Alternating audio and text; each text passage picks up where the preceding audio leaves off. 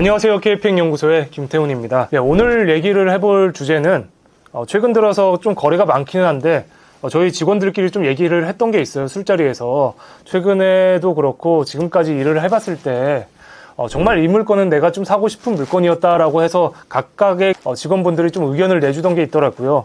근데 제 입장에서 봤을 때 정말 이 물건은 내가 살만했다. 그리고 정말 아까운 물건이었다 하는 게 한 3가지 정도에서 한 5가지 정도가 있었습니다. 이거에 대해서 좀 얘기를 나눠보고자 해요. 제가 한 21년도부터 해가지고 지금까지 한 3개 정도 물건을 좀 뽑아왔는데 지금 와서 봤을 때는 정말로 놓치면 안 되는 물건이었고 아쉬운 물건이었는데 그때 당시에 조금 더 용기를 냈으면, 그리고 그때 돈이 조금 더 부족했었기 때문에 더 열심히 일을 했어야 되지 않을까라고 그런 아쉬움이 남는 물건이긴 합니다. 그래서 오늘은 이 3가지 물건에 대해서 좀 그냥 한번 얘기 나눠보고자 하고요. 첫 번째 물건은 신사동에 있는 물건이었습니다. 기호부터 말씀드리자면은 신사동 525 번지고요. 대지 면적은 62평 정도 됐었고 연면적은 165평 정도 나오는 물건이었습니다. 4층, 5층은 주택이었는데 이때까지만 하더라도 그 용도 변경에 있어서 지금처럼 막 까다롭지가 않았어요. 세금 문제에 있어서 좀 더 자유로웠었고, 그래서 용도 변경도 가능했던 물건이었습니다. 최근에 22년 4월에 134억에 매각이 됐고 21년도 8월에는 99억 5천에 매각이 됐었습니다. 근데 21년도에 저희가 이때 이 물건을 딜링을 했을 때는 85억 정도의 딜을 했었어요. 지금 와서 생각해 본다고 하면 저희 회사 전체가 이 건물의 사옥으로 사용해도 될 정도로 괜찮은 물건이었거든요. 실제로도 그렇게 했었을 거고요. 그래서 전체 1층부터 5층까지 답사도 다 했었고 4층, 5층을 좀 어떻게 써야 될지 주택 부분을, 그래서 그런 계획까지 다 짜놓고 한 85억 정도의 저희가 거래를 하려고 하던 참이었는데 매도자분께서 한 2, 3억 정도로 가격을 갑자기 올리셨어요. 그리고 나서 그것도 저희가 가격을 계속 따라가긴 했었는데 몇 개월 있다 보니까 99억까지 가격이 올라갔더라고요. 이 매도자분은 노모를 모시고 있으신 그 아드님이셨는데 저희가 딜을 하는 와중에 여기저기 많이 알아보시고 좀 싸게 내놓으신 것 같아가지고 결국에는 99억 5천에 21년도에 매각을 하시고 그 분이 재작년 22월이죠. 22월에 134억에 매각을 했습니다. 지금 와서 보면 너무 아쉬웠던 건물인 것 같아요. 그때 무리를 하면서라도 정말로 샀어야 되는 건물이지 않았나 싶습니다. 위치를 한번 본다고 하면은 여기가 도산대로죠. 그 다음에 가로수길, 그 다음에 여기 세로수길인데 여기 끝자락에 있어요. 미성아파트가 있고 여기로 가면 이제 반포로 빠지고 현대아파트가 있고요. 외부 인원들이 찾아와서 뭔가를 많이 사고 행위를 하는 그런 곳은 아니었는데 입지적으로는 사거리 코너이기도 하고 이 정도 사이즈 물건들이 그때 당시만 해도 많이 없었거든요. 이 정도 입지에도 그렇고. 그래서 너무 아쉬웠던 물건이지 않았나 싶습니다. 건물도 잘 지어놨었고요. 그래서 첫 번째로 가장 아쉬웠던 건물이다 라고 말씀드릴 수 있을 것 같아요. 두 번째로 말씀드릴 건물은 개요부터 말씀드리자면은 신문로 1가 135-2번지고요. 73억에 매각이 됐습니다. 작년에 매각이 됐어요. 작년 5월 정도에. 대지 면적은 31평 조금 넘고요. 연면적은 220평이었습니다. 지하 1층부터 7층까지의 건물이었고 승강기도 있는 건물이었어요. 그래서 지도를 한번 보신다고 하면은 작년 3월, 5월 이때는 정말로 거래가 많이 안 될 때다 보니까 많은 분들이 검토를 하셨음에도 불구하고 쉽게 손이 나가지 않는 건물이었어요. 근데 저희는 정말로 저도 그랬고 대출을 많이 땡겨서 살려고 했었는데 좀 금액이 모자르긴 하더라고요. 제 수중에 있는 돈이. 그래서 못 샀던 건물이지 않았나 싶습니다. 위치를 한번 보시면은 강남은 아니고 강북이고요. 경복궁이 있고 일로는 광화문 광장이 이렇게 있죠. 광화문 광장이 이렇게 있고 내려오면은 광화문 역이 있습니다. 역에서 한 3분, 2분 정도 될까요? 그 정도만 걸어가면 되는 입지고 실제로 로드뷰를 한번 보신다면은 이 건물입니다. 이 건물이고요. 주변에 대부분 다 연면적이 한 5,000평, 10,000평 이렇게 넘어가는 대형 건물들이 많아요. 거의 유일하게 이 정도 자그마한 건물이었고 상업지기도 했고요.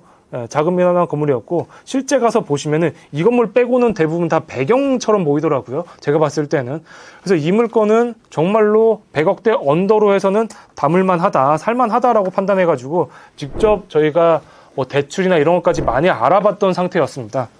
처음에는 80억 정도로 시작을 했던 물건인데 가격이 점차 깎이면서 한 73억 정도에 매각을 했었어요. 상속 물건이었기 때문에 이게 가능했었더라 생각이 들고요. 1층부터 3층은 그때 당시 카페가 쓰고 있었고 4층, 5층, 7층, 그 다음에 지하층은 비어져 있음에도 불구하고 수익률은 5.6% 가까이 육박을 했었던 물건입니다. 전체 다 임차를 맞춘다고 하면은 한 1,500 정도가 올라가더라고요. 그러면 약 4,000 정도의 수익이 나오는 물건이었는데 그러면 수익률이 뭐 한 8%가 됐었던 물건이죠. 지금 와서 보면은 정말로 샀어야 되는 건물이고 아쉬웠던 건물이지 않았나 싶습니다. 감정가는 그때 당시만 하더라도 한 95억 정도 나왔던 걸로 기억하고 있어요. 네, 세 번째 이제 아쉬웠던 건물은 최근에 거래가 된 물건이에요. 사실 제가 최근에는 뭐 강남 물건도 그렇겠지만은 가장 좋게 눈여겨보고 있는 물건 그 지역 중에 하나가 용산이거든요. 용산에 오랜만에 좋은 입지에 소규모 금액대로 나왔던 물건이었고 제가 직접 검토를 많이 했었던 물건이긴 합니다. 최근에는 한 60억 정도의 거래가 된 걸로 저희가 파악을 하고 있고 저는 한 55억 정도에서 한 56억 정도면 정말로 한번 해볼만 하지 않을까 싶어가지고 검토를 많이 했었고 매도자랑도 직접 만나서 대면해서 딜을 많이 했었던 물건이긴 합니다. 아쉽게는 55억, 56억 정도에는 성사가 안 되고 60억 정도의 제 클라이언트 분이 살려고 했지만 이 매도자분께서 이 사준부동산이랑의 그 연을 끊지를 못하셔가지고 그쪽에다가 거래를 하셨더라고요. 그래서 저한테 굉장히 미안해하는 그런 물건이긴 했습니다. 입지를 보기 전에 우선 개요부터 설명드리자면 용산구 한강로 3가 65-190이고요. 매매 금액은 한 60억에서 60억 3천 정도의 거래가 된 걸로 알고 있어요. 보증금은 1억에 1,500 정도로 전체 모텔이 들어가 있었던 건물이고 이거 같은 경우에는 올 초 5월에 임차인이 들어오면서 전체 리모델링을 했었습니다. 대지 면적은 44평이고요. 건폐율은 90%, 용적률은 300%가 넘는 그런 건물이었어요. 그래서 뭐 신축하거나 그럴 필요가 전혀 없는 건물이었습니다.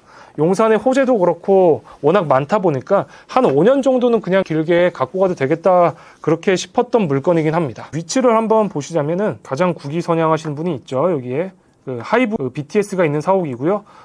뒤쪽으로 해서 용산 아세 아파트가 25년 예정이라고 하는데 아직 정확하지는 않습니다. 그래서 정비창 구역이 여기 있고 뭐 이렇게 워낙 호재가 많은 동네죠. 실제로 가서 보시면은 어마어마하게 큰 그런 건물들이 많이 있는 동네이긴 합니다.